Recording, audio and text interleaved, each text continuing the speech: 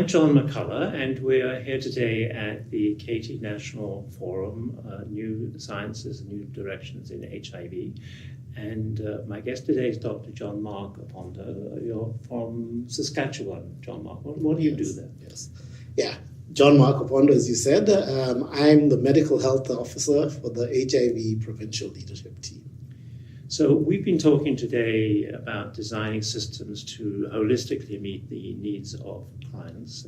And one of the things that was particularly striking to me that I learned today is that the incidence of HIV infection in Saskatchewan is the highest in the country, I think twice as high as any other province. So maybe you could just tell us a little bit more about that high incidence. Sure.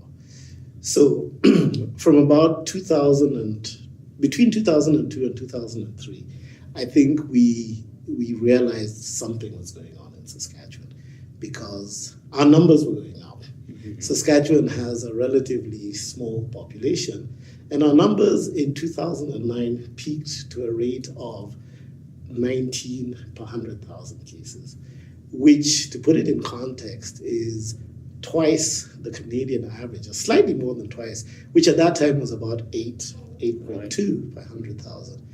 Since then, with the advent of the provincial HIV strategy in 2010, the numbers have tended to flatten out a bit.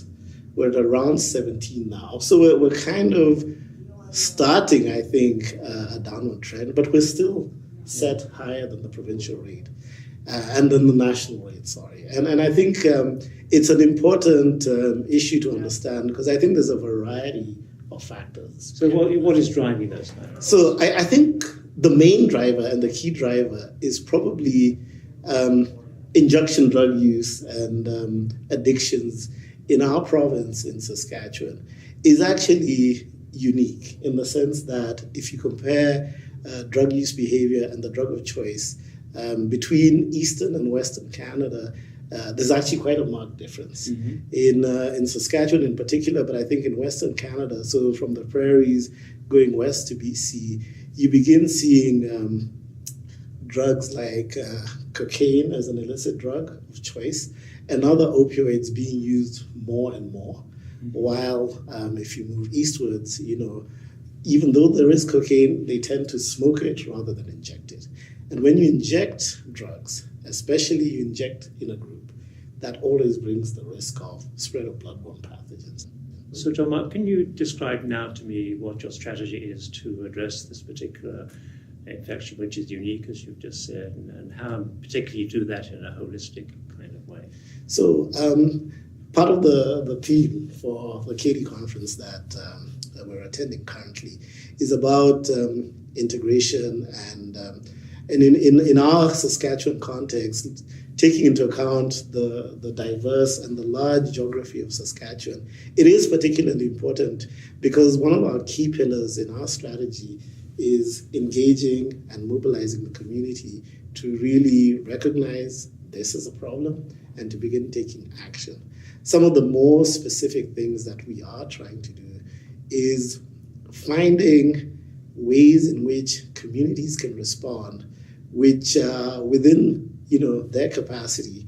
There is new funding that has come with the strategy, but it's not unending funding. But things like trying to take advantage of existing primary care services and finding how do we link our efforts in HIV control with some of these other existing programs. I'd like to ask you about First Nations communities because I imagine that the incidence of infection among those communities is quite high. And so are you getting buy-in from the leaders of reserve communities?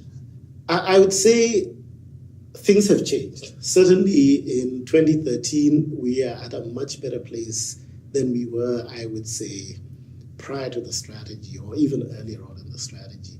We've actually had a process in which some First Nations communities from reserve have felt welcome and felt comfortable enough to approach us directly as a provincial leadership team and come and invited us to go and work and do work on their reserve clinics. In addition, we've been able to organize outreach clinics which involves actually getting specialized teams to go in and address issues on the First Nations, on reserve communities. And when we go in with a much more holistic approach. However, you need to start somewhere. Mm-hmm. So we're probably just at the tip of beginning the comprehensive engagement of First Nations communities, because not all communities are at the same place. So I'd like to ask you now about the lessons that you perhaps have learned since implementing this new strategy that you have. What are the things that you really learned? Well, we've learned a variety of things, and I'd say probably the most important lesson that I think I observe in my position as a medical health officer is the time you spend engaging, talking to communities, getting community leadership is really key. When you're able to get the trust and the buy-in in the community, then you're able to broach taboo subjects.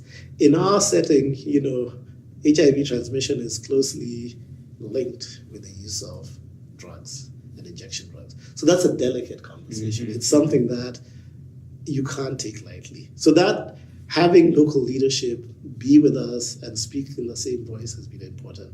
The other thing is, I think in rolling out the strategy, the provincial government has actually worked very closely with federal partners, and that's First Nations and Inuit Health, local First Nations health organizations, to really, whether it is co-sponsor or to leverage certain initiatives and begin to deliver services.